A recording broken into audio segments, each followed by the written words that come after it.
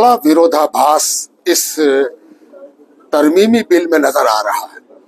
मैं आपको एक विरोधाभास कंट्राडिक्शन दिखाता हूं। एक तरफ कहा जा रहा है कि जो बोर्ड बनेगा, चाहे वो सेंट्रल वक्फ बोर्ड हो या स्टेट वक्फ बोर्ड हो, उसमें 2 मेंबर नॉन मुस्लिम भी होंगे।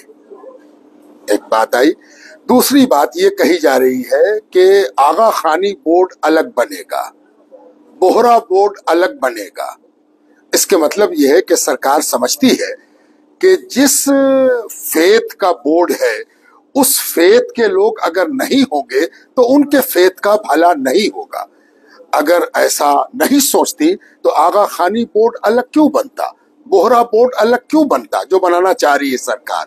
वो समझती है कि बोहरों का हक छीना जा रहा, कहीं पर दबाया जा रहा। आपका जवाब दे रहा हूं। यानी अगर बोर्ड उसके पास ना हो जिसका बोर्ड है तो उसका फायदा होगा, ऐसी पूरी उम्मीद नहीं है।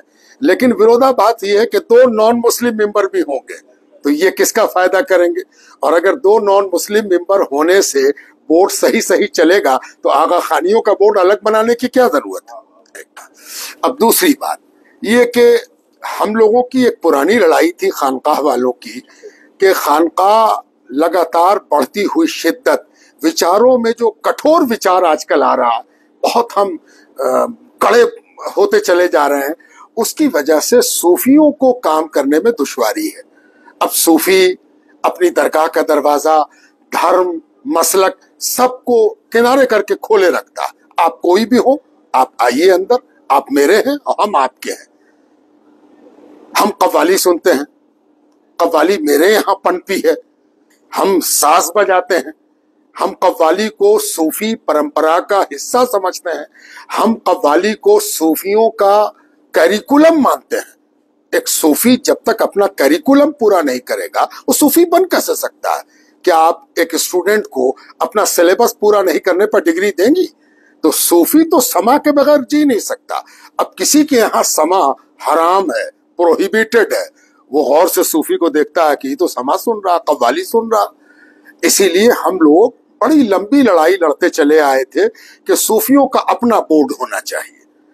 इसलिए भी कि सूफियों का करिकुलम अलग है, दूसरे ये कि सूफियों का वक्फ सबसे पुराना है।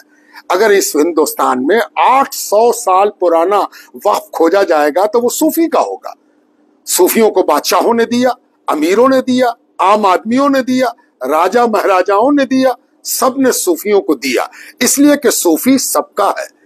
तो सूफी बोर्ड की बात हम करते आए थे। ये जो लोग फेवर करते हुए नजर आ रहे हैं, एक आध दो जिनको आप कह रहे हैं, उनसे ये पूछना चाहिए कि आप भी तो फेवर करते थे, कहाँ सूफी बोर्ड मिला, तब भी आप फेवर कर रहे हैं।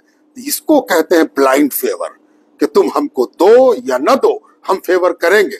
हम तो फेवर आंख खोल के करते हैं, और नुकसान पहुंचाने की कोशिश करेंगे तो उस पर कमेंट भी करेंगे आंख खोल के। सूफी बोर्ड बनाने की बात हम कर रहे हैं।